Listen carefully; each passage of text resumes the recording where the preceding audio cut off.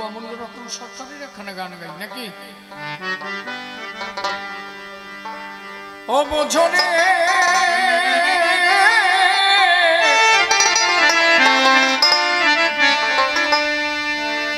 খোঁজরে মোনা কোন ঘরে মানুষ কঞ্জনা রে মানুষ কঞ্জনা ও বোঝরে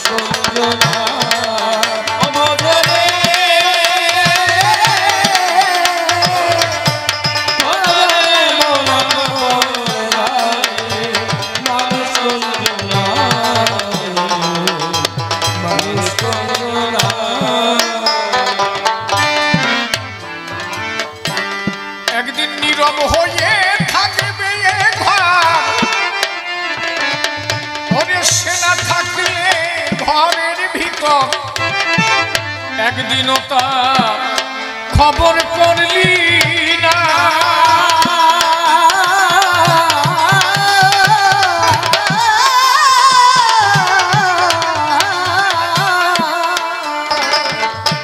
একদিন নীরব হয়ে থাকবে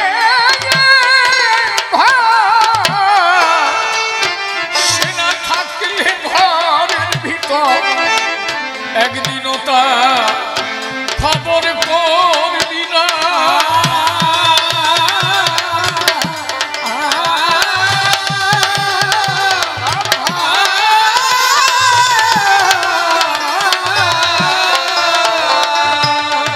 সে যে নড়ে চড়ে যখন তখন সে যে নড়ে চড়ে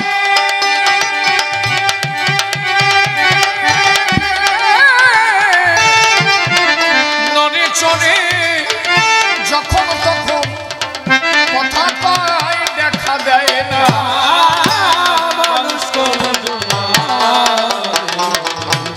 মানুষ কঞ্জনা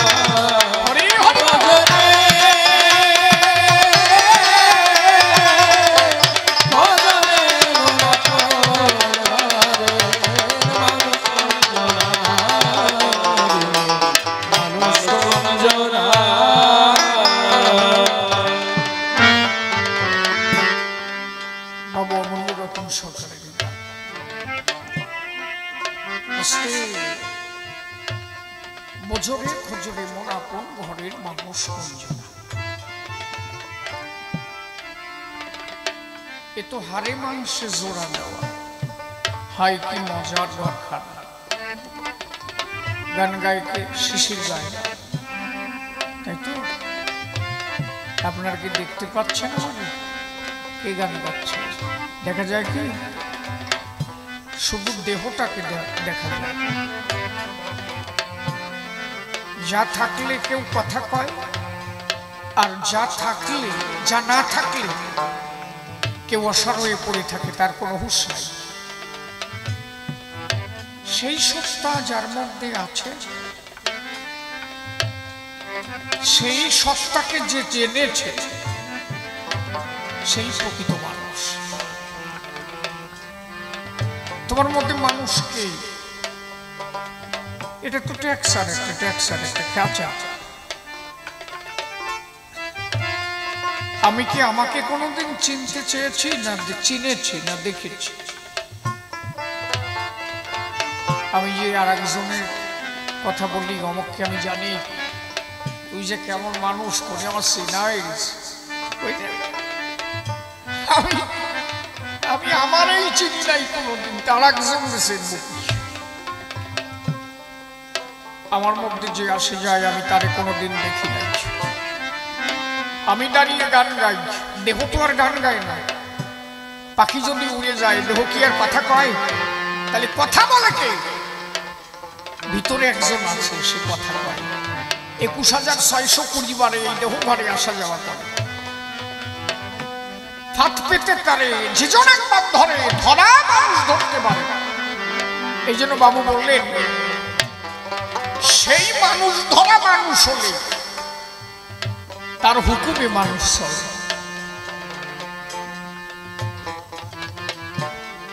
তারে যে ধরেছে সেই মানুষকে ধরে তুমি তারে ধরতে পারবে। যে তারে ধরে নাই তার কাছে গেলে তো তুমি ধরা শিখতে পারবা না। যে ভালো মাছ ধরতে পারে তার কাছে গিয়ে মাছ ধরা কৌশল তুমি জানবা, তাই তো? যে ভালো ইট বানাতে পারে তার কাছে গেলে ইট বানানো শিখবা।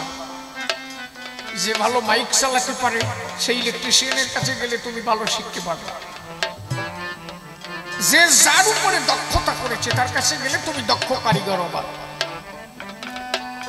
তাহলে তোমার ভিতরে যে মানুষ, সেই মানুষকে ধরতে গেলে এই মানুষকে যে ধরেছে সেই ধরা মানুষের কাছে না গেলে তো তুমি ধরতে পারবে না। তো সেই ধরা মানুষ কারা? জগতে এক একজন সদ্গুরু যারা, সেই সদ্গুরুর কাছে গিয়ে তুমি ধরো। তাই বললেন সঙ্গে এই বাচ্চা মরার কারণ ছবি সররিপু বারণ করি মানুষ যত যতন হরি হরি বল ধ্বনি হরি বল হরি বল।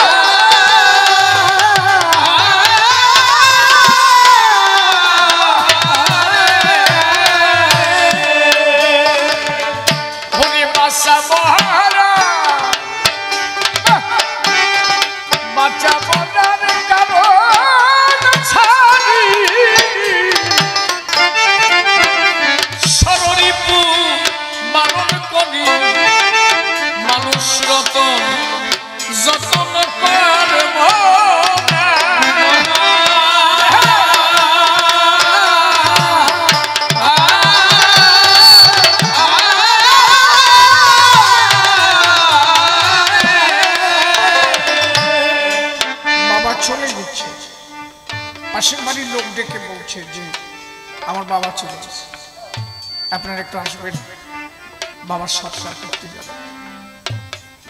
পরিবেশের যারা সবাই ছুটে এসেছে, দেখে যে বাবা শুয়ে আছে। সত্যি তোমার বাবা গেছে না? বলে হ্যাঁ। বাবার এই যে দেহটা পড়ে আছে, বাবা কই?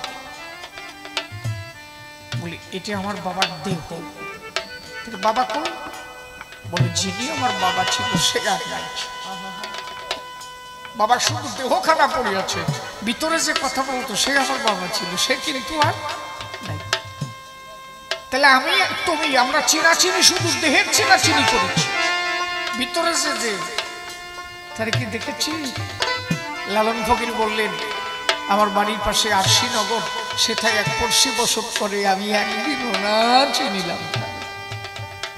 বাবু তাই বললেন এই বাচ্চা মরার কারণ ছাড়ি সররিপু বারণ করি মানুষ রতন যতন পারব।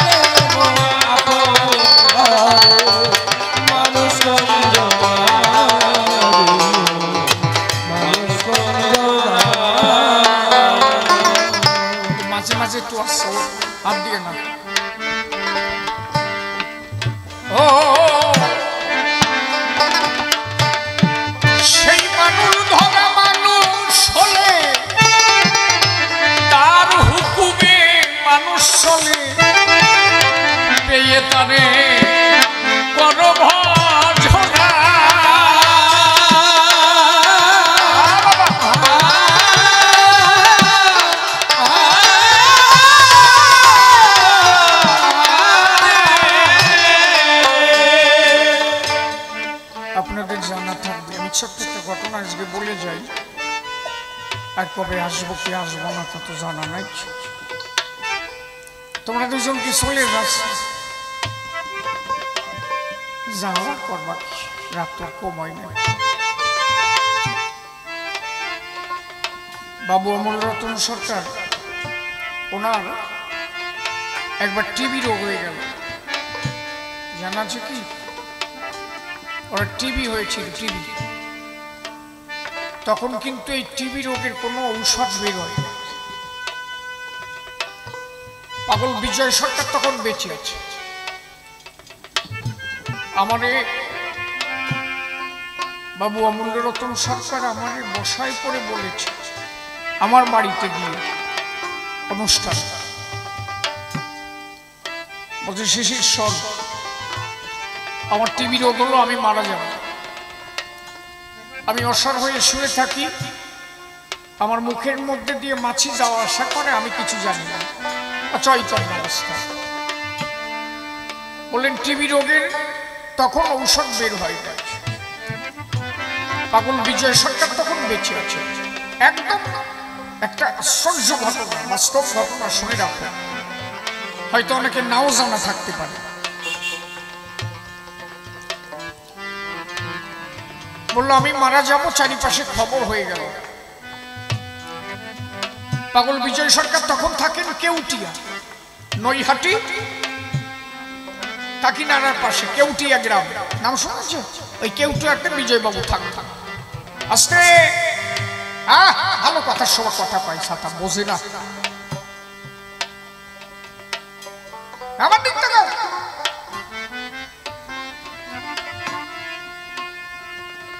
ভালো কথা শুনে নাও, শুনে নাও।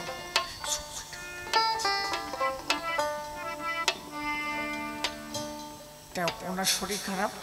পাগল বিজয় সরকারকে উনি মানে বিজয়বাবু শুনলো যে অমূল্য শরীর খারাপ, দেখতে আসলো। এসে উনি ওই মাথার কাছে বসে ডাক দিয়েছিল, অমূল্য, অমূল্য। সারাটা শুধু ইশারায় বলছে যে আমি বোধহয় আর থাকবো না, চোখের জল ছেড়ে দিয়েছে। পাগল বিজয় সরকার বললেন, তোরে ডাক্তারে যে ওষুধ দিয়েছে সেই ওষুধ কটা কই? ছোট মা, বড় মা, মেজো মা, ওনার তো 3টে স্ত্রী, অমূল্য। ওনারা বললেন ওই সাজির মধ্যে ওষুধ আছে। বিজয়বাবু বললেন ওই সাজিটা আমার কাছে আছে। সাজি বড় ওষুধ, এক জড়ি। একটা সাধক হলে কি হতে পারে, এত সহজ কবিগান। উনি ওই ঝুড়ির থেকে এক একটা ঔষধ ছিঁড়ে ছিঁড়ে এক ঝুড়ি ওষুধ খেয়ে 1 গ্লাস জল খেল পাগল বিজয় সরকার। বললে টোটাল 1 ঝুড়ি ঔষধ, সব ওষুধ একা খেয়ে 1 গ্লাস জল খেয়ে উনি আমারে বলে গেল যে তোর ওষুধ আমি খেয়ে গেলাম, আর তোর ওষুধ খেতে হবে না, আমি থাকতে তো যেতে হবে না। বলে আজকে রাত্রে তোর কাছে আমি থাকবো। বলে রাত্রে আমার কাছে শুয়ে আছে। অমূল্যবাবু নিজে মুখে আমার কাছে বলে গেছে, বলে আমার কাছে শুয়ে আছে।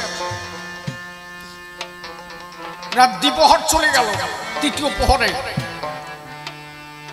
কোন একজন ব্যক্তি আসলো। সে যে কে আমি জানি না।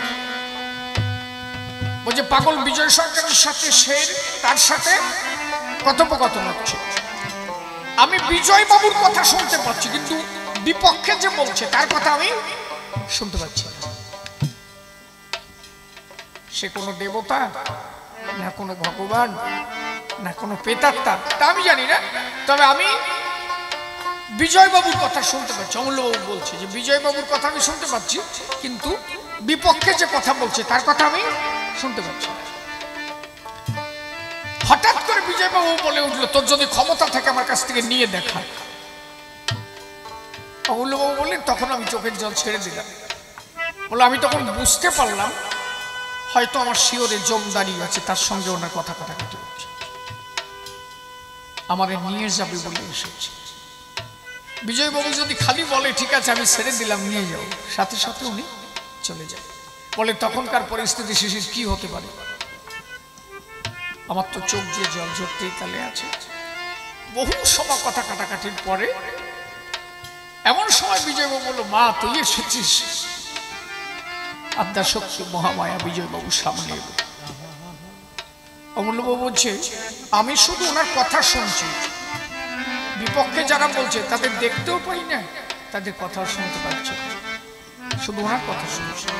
উনি বলল, মা তুই এসেছিস, অমূল্য যদি চলে যায় কবিগান নষ্ট হয়ে যাবে, এই কবিগান টিকায় রাখবে কে? আমার কবিগান গাওয়ার আগে তো তোর গান আগে হয়, মালসি হয়, সখী সাংবাদ হয়, তুই তো কবিগান ভালোবাসিস না। অমূল্য যদি এত তাড়াতাড়ি চলে যায়, অমূল্যর বেলা যদি ডুবে যায়, তাহলে কবিগানটা থাকবে না, ওদের ফেরত দিয়ে নিশ্চয়। বললো সময় হয়ে গেছে। বললো মা কোনোভাবে রাখা যায় না। বললো বহু বলা কর পরে লাস্টে বিজয়বাবুকে মা বলল, আমি যতটুকু শুনলাম ইশারায় অমূল্যবাবু বলছে লাস্টে বিজয়বাবুকেও বললো যে ঠিক আছে দিয়ে গেল। বিজয়বাবু তখন একটা কথা বললো, মা তোর অপার করুণা, অমূল্যরে দিয়ে গেলি কবিগানটা জগতে বেঁচে থাকবে। বললো তখন আমি চোখের জল যে মানুষ এমনও হয় যে স্বয়ং যোগের সাথে লড়াই করতে পারে। বললো ওই যে আমারে রেখে গেল, আমারে বলে গেল যে অমূল্য তোরা তাড়াতাড়ি যেতে হবে না, 100 বছর পর্যন্ত বেঁচে গেল। তারপরে বিজয়বাবুর আশীর্বাদে অমূল্যবাবুর ওই জীবন ওরা নিজের মুখে আমার কাছে বলে যাওয়া। তাহলে এরা সেই মানুষ ধরা মানুষ, এই মানুষ ধরলে সেই মানুষ ধরা যায়, এই মানুষ ধরা মানুষ তার হুকুমে মানুষ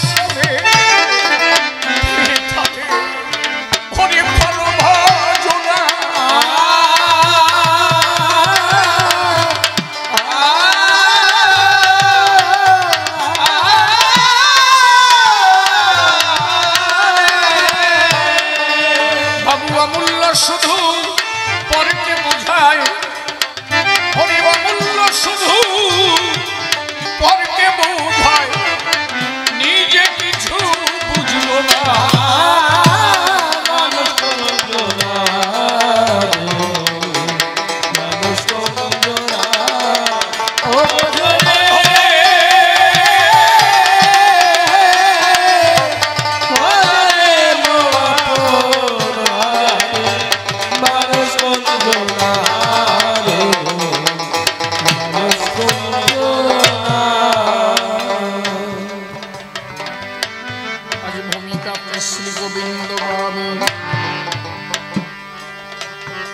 ধর্মসভা করে বিপক্ষেতে নারদ মুনি শুনেছেন নারী নরে, বিভিন্ন ভাবে প্রশ্নপত্র সেজন করে গেল দান। আমি এক এক করে ধরে ধরে দিলাম সমাধান। আবার এসে সভা পাশে বলে গেল তাই, বলে আবির্ভূত হলে জন্মাষ্টমী কেন তারে কয়? বলছে ওটা যদি আবির্ভাব হয় তাহলে ভাগবতে কেন লিখলো জন্মাষ্টমী? বলেছে না? আচ্ছা আপনি বলেন তো,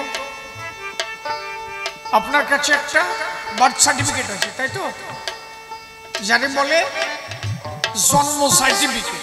যখন জন্ম নেয় একটা শিশুকে সার্টিফিকেট দেওয়া, ওখানে লেখা থাকে কেউ 9 মাসে হয়, কেউ 10 মাসে হয়, কেউ দেখা যাচ্ছে 9 মাস 10 দিন, 9 মাস 20 দিন। তুই কয়েকদিন হয়েছিলি সঞ্জয়?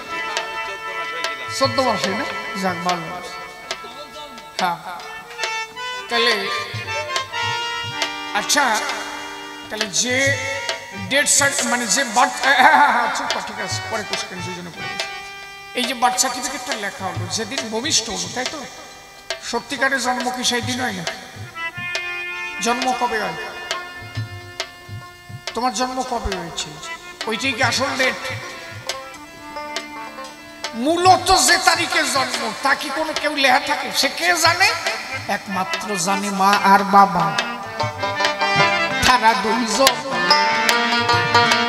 প্রথম কবে স্বামী আমার কাছে হইয়াছে মিলন, কয় না কনসেপ্ট করেছে, মানে কি সৌমি আইছে, তাই তো? আচ্ছা, 3 মাসের বেলায় কয় না ও বৌমা ভিতরে নড়ে তো,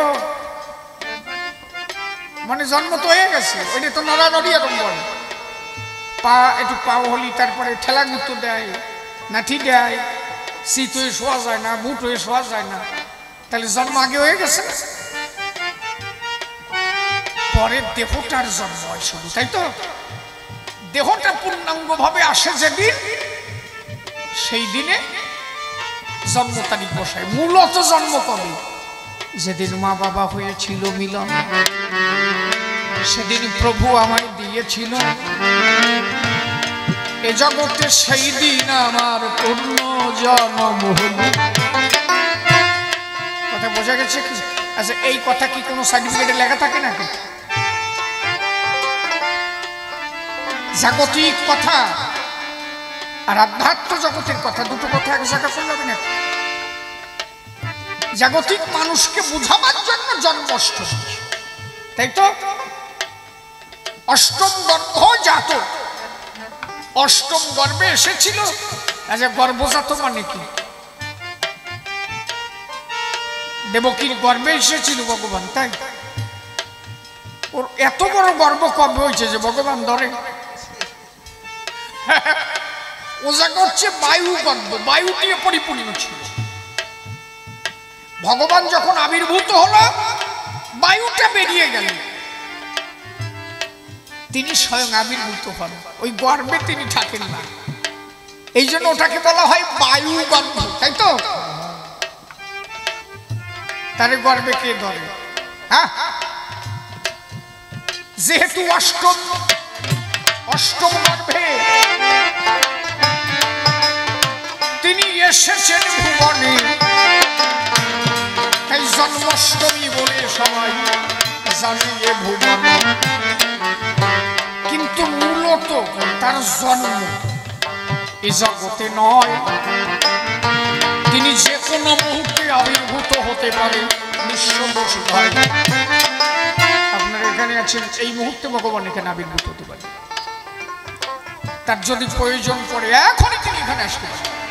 তিনি যদি মনে করেন আমাকে যেতে হবে, তিনি কোন বেশে কোন অবস্থাতে এখানে আসবেন আপনাকে জানাবেন না, এটা তার আবির্ভাব।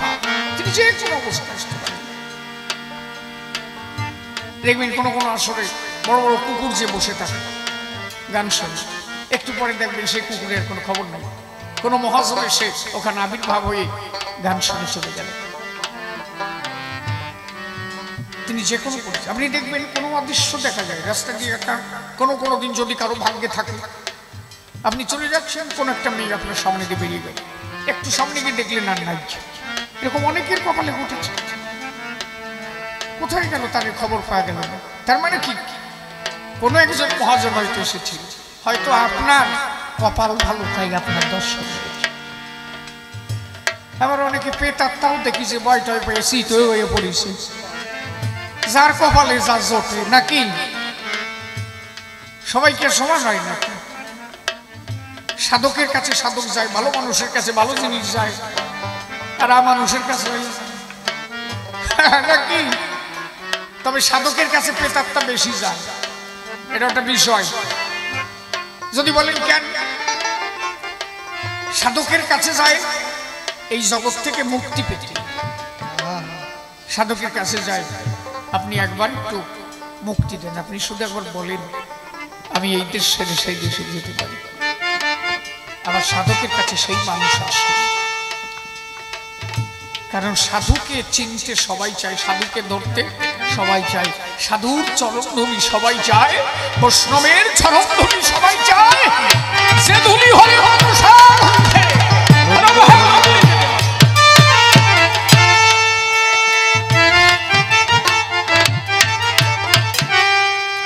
তুমি বললে সমাধানে মানুষ তোমার ইচ্ছায় কর্ম করে, মানুষ কেন যাবে ওই না নরকপুরে? মানুষ তো তোমার ইচ্ছে করে, তাহলে মানুষ যা করে আস্তে মনের দ্বারা করে। মনুষ্যাস্মি ভূতানাস্মি চেতনা, তাহলে মন রূপে যদি তুমি ভগবান থাকো, মানুষ যা করে মনের দ্বারা করে, তাহলে মানুষ যত কর্ম করে মনের দ্বারা, সেই মন যদি তুমি হও, তাহলে মানুষ কেন নরকে যাবে? নরকে তো তুমি যাবে, তাই কইছে না?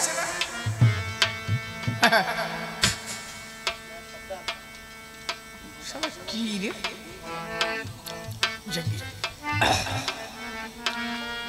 একটা মানুষ কখনো কাঠের পুতুল না। একটা মানুষকে যখন তিনি পাঠিয়েছেন, তার মধ্যে একটা চৈতন্য সত্তা দান করেছেন। আপনাকে এখানে বলা হলো কোনটা ভালো কোনটা মন্দ, দুই নিয়ে দুনিয়া, দুটো জগৎ আমরা জানি, ভালো মন্দ, দ্বিধা দ্বন্দ্ব, আলো অন্ধকার, জোয়ার ভাটা, তাই তো? দিন রাত প্রত্যেকটার একটা বিপরীত শব্দ আছে। তাহলে ভালো মন্দ মানুষ বুঝতে পারে, আপনি কিন্তু বুঝতে পারছেন। এই কারেন্টটায় হাত দিলে আপনি এখনই ধরে মারা যাবেন। আপনাকে সেই চেতনা শক্তি কিন্তু সে দিয়েছে, তাহলে এটা যে হাত দেওয়া যাবে না, এই অনুভূতি আপনার মধ্যে আছে। তারপরেও যদি ইচ্ছা করে হাত দেন, আপনি মরে গেলি, কার দোষ? সেটা আমার নিজের দোষ। কেন? আমার মধ্যে সেই চেতনা শক্তি সে দিয়েছে। এইবার যদি বলেন ভগবান সবসময় তার হয়ে কাজ করে যিনি পূর্ণভাবে ঈশ্বরের প্রতি আত্মসমর্পণ করে, সেটা এই স্তরে দাঁড়ায় হবে না। যিনি ঈশ্বর ছাড়া কিছু বোঝেন না, সে স্তরটা আলাদা, তার নিজের কোনো কর্ম থাকে না। সে মুখ দিয়ে যা বলবে তখন সবই ঈশ্বরের কথা হয়, সে যা করে সেটা ঈশ্বরের কাজ হয়। কোন একটা ক্যান্সার আলা লোক কাছে আসলো, মাথায় হাত দিয়ে বললো যা সেরে যাবে, সেরে গেল। কার কথায় সেরে গেল? ওই লোকটার কথায়। তার মানে কি? তখন তার সঙ্গে তার পূর্ণ যোগাযোগ, সে যা বলছে তার কথা ঈশ্বরের কথা, তখন সে যা বলে তাই ঈশ্বর করে। কিন্তু এখন তোমার করবে না কেন? তুমি পূর্ণভাবে তারে আত্মসমর্পণ করতে পারো নাই। তুমি এখন বুঝতে পারছো যে অমুকের মেয়েটা যাচ্ছে, ওর হাত ধরে টান দিলি মুগুর মার্কা দোলাই সালসা খাবা। তুমি নিজে জানো এই কাজ ভালো না, তারপরে হাত ধরে টান দিয়ে কবা আমার গোবিন্দ করাইছে। দোলাই সালসার অভাব আছে না? হ্যাঁ, কিন্তু তুমি যদি সেই রাধা প্রেমের ঘরে গিয়ে কোন একটা মেয়ের কাছে গিয়ে বলো মা আমার একটু স্তন দে, আমি খাবো, আমি তো দুধ খাবো, ওই মেয়েটা তার বস্ত্র খুলে তোমাকে দুধ দেবে। কেন জানো?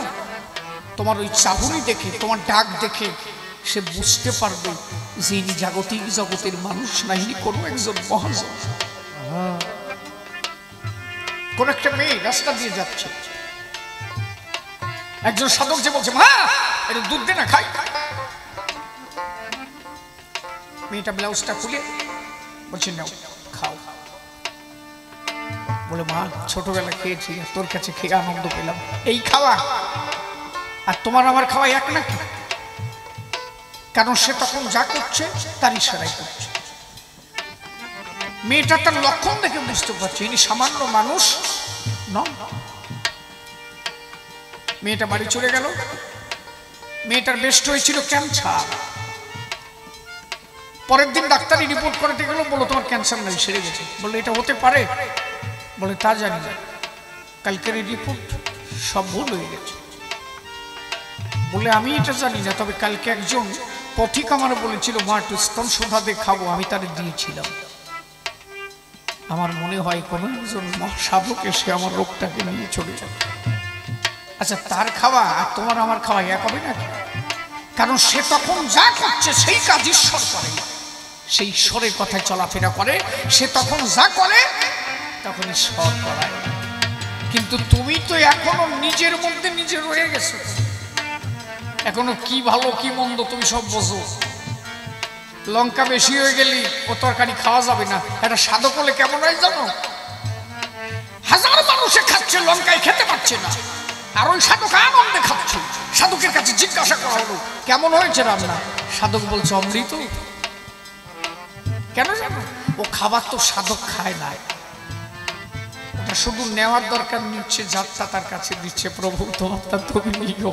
ওই লঙ্কা না লবণ এদিকে সাধকের লক্ষ্য নাই, কারণ জাগতিক জগতের স্বাদ তারার নাই, সে পরমানন্দে গোবিন্দের সাথে আনন্দে সুখী।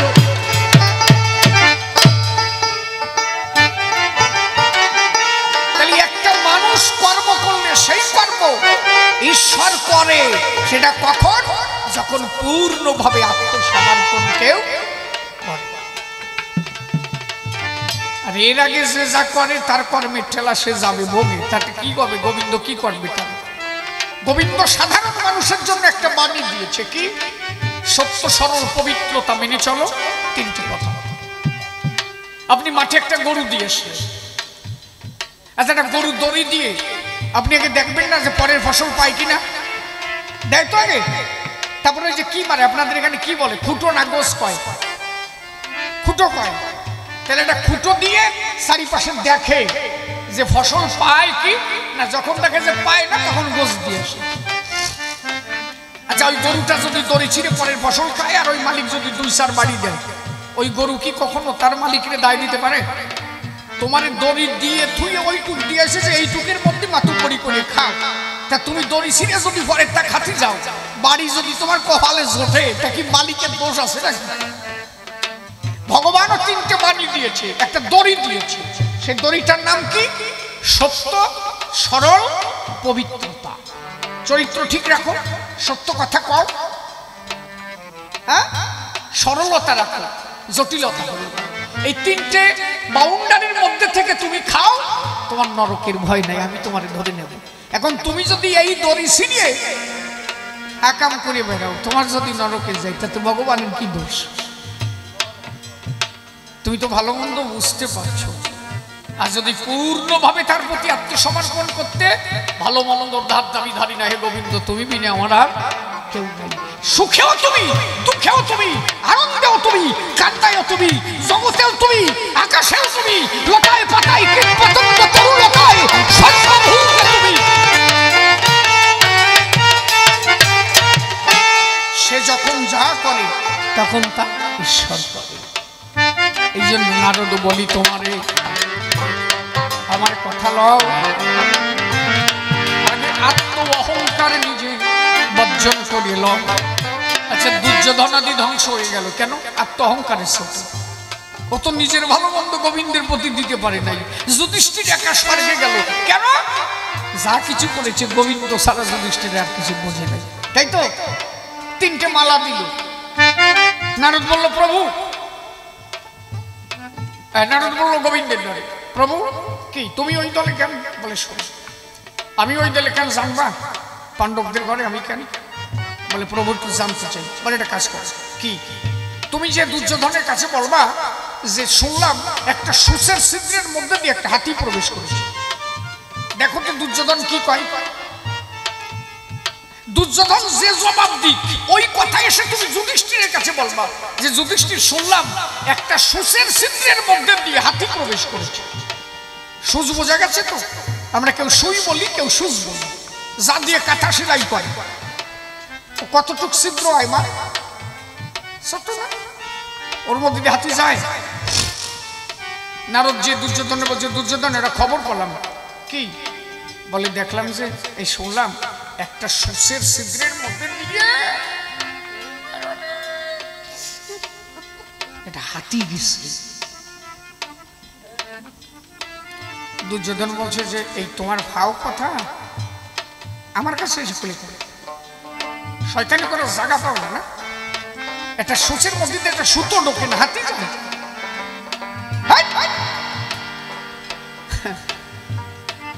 নারদ দৌড়ে গেছে গোবিন্দের দ্বারে, প্রভু আমার বোঝা হয়ে গেছে, ও আমার দাবড়ায় খেতাইছে। বলে এইবার এই কথা যে যুধিষ্ঠিরের কাছে কও।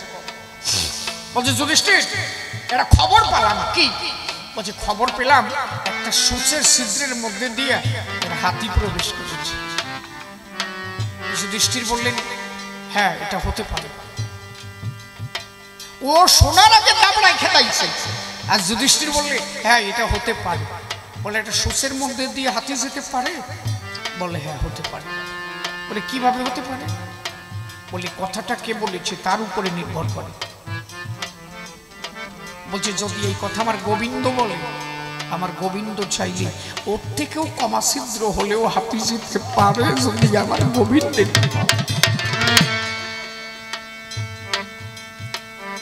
আমার গোবিন্দ যদি চায় ওর থেকেও কমা ছিদ্রে হাতি যেতে পারে, কিন্তু আর কেউ চাই না। সেটা হতে পারে আমার গোবিন্দের কথা, আর হতে পারে যদি কোন কৃষ্ণ ভক্ত সাধু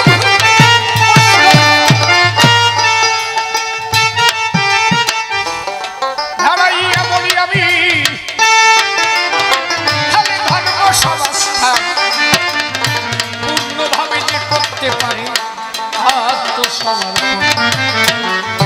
কত বড় আত্মত্যাগ!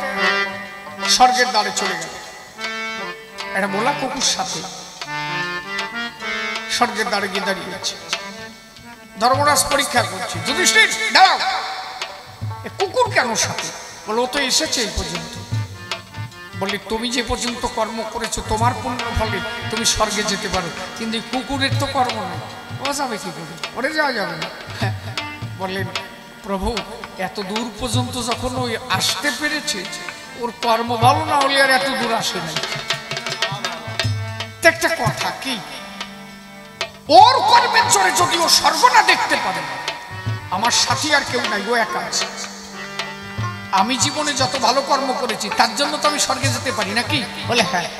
বলে তাহলে আমার কর্ম আজকে ওরে দিয়ে দিলাম, আমি স্বর্গে যাব না। আমার সমস্ত কর্ম পূর্ণ ফল কুকুরটাকে দিলাম, ও যাক, আমি ফিরে যাই। যদি ধর্মরাজ বললেন দাঁড়াও, তুমি এত বড় দাতা, নিজের জীবনের সমস্ত কর্ম কুকুরে দিয়ে দিলে। বললে ও যখন এসেছে অবলা প্রাণী, ও ফিরে যাবে কেন? ও যাক, আমি আমার মতো চলে যাই। বলে এই যে সমস্ত কর্ম কুকুরকে দিয়ে এখন যে পুণ্য সঞ্চয় করলে, এই পুণ্যের জন্য তোমরা দুইজনেই যাও স্বর্গে। হরিবল হরিবল।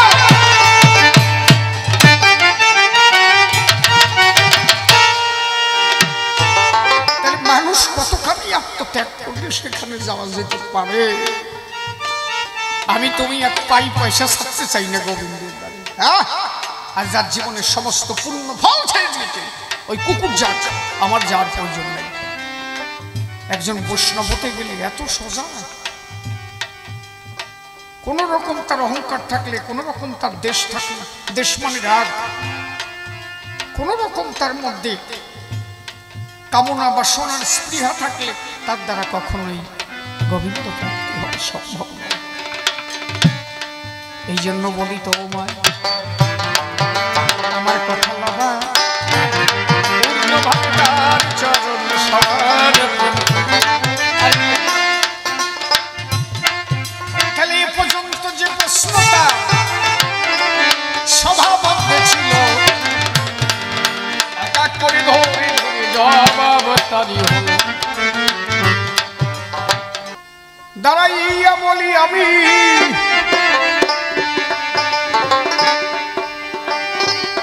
ধর্ম সভারে, ওই যে 20,000 টাকা লোন নিয়েছে, মিথ্যা কথা নয়। মেয়ের বিয়ে দিয়ে দিল, দেনা থেকে গেল। পরবর্তীতে ধীরে ধীরে সেই টাকা পরিশোধ দিল। মহাজনকে টাকা পরিশোধ করে দিয়েছে। ওই মহাজন করেছে ওই লোকটাকে বিপদে ফেলাবে বলে তার চালান খাতায় লিখেছে, কিন্তু মূল খাতায় ওটা লিখে রাখে। কিছুদিন পরে মহাজন এসে ওর কাছে বলছে আমার টাকা দিন। বলে আমি তো আপনার টাকা দিয়ে দিয়েছি। বলে আমার একটা টাকাও আমি পাই নাই। বারবার যখন তাকে বলা হলো, উনি করলেন কি, তাহলে কি করা যায়? বললেন আমার তো জানার আর কেউ নাই, আমার একমাত্র রাম ছাড়া আর কেউ জানে। আমার যা কিছু সব আমার রামের পরে সমর্পণ করেছে। ওই যে মহাজন তিনি কেস করলো হাইকোর্টে, কোর্ট কেস হয়ে গেল, যাওয়ায় ওরে তাড়াতাড়ি আসতে বল। যখন কেস হয়ে গেল, কোর্ট থেকে একটা নোটিশ আসলো যে আপনার নামে কেস হয়েছে, আপনি মহাজনের টাকা নিয়ে টাকা পরিশোধ করেন, কোর্টে হাজিরায় যেতে হবে। একটা ডেট দিল, সেই ডেটে উনি গিয়ে কোর্টে হাজিরায় দিলেন। হাকিম সাহেব জিজ্ঞাসা করলেন যে আপনি টাকা পরিশোধ করেছেন? বলে হ্যাঁ আমি টাকা পরিশোধ করেছি। বলে আপনার প্রমাণ আছে, কেউ দেখেছে কি, কোনো খাতায় লেখা আছে কি, আপনার সই আছে কি? বলেন না, আমার সইও নেই, আমার খাতাও নেই, তবে টাকা আমি দিয়েছি এটুকু আপনাকে বলতে পারি। সরে যাও। বলে টাকা আমি দিয়েছি এটা আমি বলতে পারি। বলে কোনো সাক্ষী নেই? বলে আমার একজন সাক্ষী আছে। কে সে? বলে সাক্ষী আমার রামচন্দ্র, আমার রাম সবই জানে, আমি তার সম্মুখে দিয়েছি টাকা, জানে আমার জানে। বলে আচ্ছা আপনি চলে যান, দেখছি দেখি কি করা যায়। মহাজনকে হাকিম সাহেব জিজ্ঞাসা করলেন আপনার টাকা দেয়নি? বলে না আমার 1 টাকাও দেয়নি। কোর্ট থেকে রামের নামে একটা নোটিশ হল। ওই গ্রামে রামের নামে একটা নোটিশ হল যে উনি যে টাকা দিয়েছে আপনাকে সাক্ষী মেনেছে, আপনি এসে তার সাক্ষী দেন। দেখেন বিষয়টা কোন জায়গায়, কত বড় আত্মসমর্পণ হলে ঈশ্বর প্রাপ্তি হয়। সেই নোটিশ এলো কোথায়? ও গ্রামে রাম নামে কেউ নাই, আছে একটা রাম মন্দির। সেই মন্দিরে ও পুজো দেয়। নোটিশ গেছে মন্দিরে, হাঁপে বেড়া রাম খুঁজে না পেয়ে ওরা দেখে যে কোনো রামরে খুঁজে পেলাম না, সালা মন্দিরে ওই নোটিশ দিয়ে যায়। রামই যখন খুঁজে পেলাম না, রামের মন্দিরে নোটিশ দিয়ে যায়। দেখেন বিষয়টা কোন জায়গায়। রামের মন্দিরে নোটিশ দিয়ে পেদারা কোর্টে ফিরে গেল। পুনরায় যে ডেট দেওয়া হলো শোনেনি জ্ঞানী দল, ওই ডেট মতো সেই ব্যক্তি কোর্টে হাজির হয়। হাকিম জিজ্ঞাসা করলেন রাম আছে কি এই জায়গায়? হাকিম পেদাদের কাছে জিজ্ঞাসা করলেন আচ্ছা তোমরা যে তোমাদের যে নোটিশ পাঠালাম রামের কাছে দিতে, তোমরা কি রামের কাছে দিয়েছো? বলছে আমরা কোনো রামকে খুঁজে পাইনি, রাম মন্দিরে তুই আস। হাকিম কোর্ট থেকে বললেন রাম নামে কেউ এসেছো কি? ও টাকা দিয়েছে, একমাত্র রাম ছাড়া কেউ জানে না। সেই রামটা কে? এমন কেউ আছো এখানে? দেখে যে লাঠি ভর দিয়ে একজন বৃদ্ধ মানুষ এসে বলছে আমি রাম। কোর্টের ইজলাসে দাঁড়াই বলছে আমি রাম, উনি টাকা দিয়েছেন আমি দেখেছি। বলে কোনো প্রমাণ? বলে আমি বলতে পারি। আপনি মহাজনের চালান খাতা দেখেন, ও চালান খাতায় সই আছে কিন্তু মূল খাতায় সই নেই। ওই লোকটাকে শুধু অপমান করবে বলে, টাকা আবার ওই লোকটার কাছ থেকে নেবে বলে এই ধরনের ফাঁদ পেতেছে। আপনি দেখেন চালান খাতাটা ওখানে সই করা আছে কিন্তু ওর মূল খাতায়ও তোলে নাই। হাকিম সাহেব বললেন আপনি আপনার চালান খাতা আনেন। চালান খাতা এনে দেখা গেল সই আছে, 20,000 টাকা পূর্ণভাবে সমর্পণ করেছে। ওনার কেস হয়ে যায়। আপনি মিথ্যা কথা এখানে মিথ্যা কেস করে মিথ্যা সাক্ষ্য দিয়ে একজন ভালো মানুষকে আপনি সাজা দিতে চেয়েছিলেন, তার বিরুদ্ধে মামলা হলো, তার কেস হয়ে যায়। যে রাম সাক্ষী দিয়ে গেল, রাম সাক্ষী দিয়ে বেরিয়ে চলে গেল। হাকিম সাহেব তাদের বলল সেই তোমরা যে রামের কাছে চিঠি পাঠালে ইনি কি সেই রাম? বলেন আমরা কোনো রামকে পাই না, আমরা রাম মন্দিরে চিঠি দিয়ে আসছি। বলে রাম মন্দিরে মানে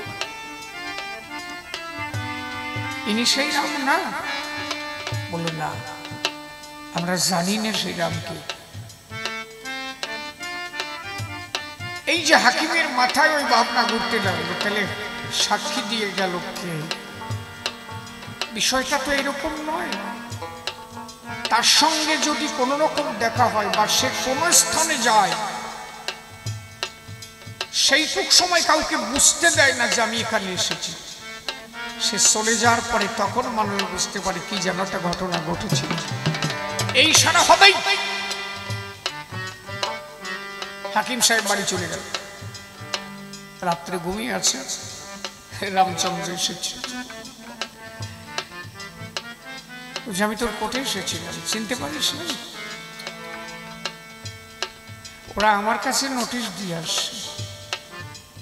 একজন ভক্ত রাম ছাড়া কিছু বোঝে না। ও যে আগের দিন ধরে বললো আমার একজন সাক্ষী আছে, সে আমার রাম। সে কোন রামের কথা বলেছিল জানিস? কোন রাম? তুই তো ভেবেছিলি অন্য কোনো ব্যক্তিবর্গ রামের কথা। না রে, ও আমার কথা ভেবেছিল। আমি কৌশল্যা নন্দন দশরথ পুত্র রাম। ও আমাকে ছেলের মতো ভালোবাসে, তাই বলেছিল আমার সাক্ষী আমার রাম ছাড়া আর কেউ না। আমি তাই ভক্ত রক্ষা করতে এসেছিলাম তোর কোর্টে। আমি যদি না আসতাম একজন ভক্তের জেল হয়ে যেত। লাভ দিয়ে উঠেছে, সামনে দেখে কেউ নাই। পরের দিন হাকিম সাহেব কোর্টে গিয়ে নিজের চাকরিকে রিজাইন দিয়ে বললেন যে আজকের থেকে আমি আমার এই বিচারক আসন থেকে আমি মুক্তি দিলাম, আমি রিজাইন দিলাম, আমি এই চাকরিটা করব না। বলে কেন? বলে যে চাকরি করে স্বয়ং ভগবানকে কোর্টে দাঁড় করাতে হয়, আমি আর এই চাকরি করব না। আমার ভগবানকে আমি কোর্টে দাঁড় করালাম, আজকের থেকে চাকরি থেকে আমি সরে দাঁড়ালাম। যে কয়দিন আছে মধুর বৃন্দাবনে জয় রাধে গোবিন্দ বলে আমি চলে যাব। জয় হরি বল হরি বলে হাকিম বিদায় দিয়ে গেল। একবার রাধা গোবিন্দ প্রেমানন্দে হরি হরি বল। এই জন্য তার প্রতি যদি কেহ পূর্ণ সমর্পণ হয়, তার হয়ে কাজ করে আমার প্রভু দয়াময়। নারদ মুনি তোমার কাছে আর তাহলে বেশি বলে আমার নাহি প্রয়োজন। এসো এসো দুইজনে বাধা বলো নাই, আর তবে বেশি কথা দরকার নাই। দুইজনে এবার আমরা মিলনে দাঁড়াবো। অন্তরে অন্তরে আছি আমার ভাবো, আর কেন নাবো আমি কহিবারে চাই। দুইজনে সভা মাঝে মিলনে দাঁড়াবো।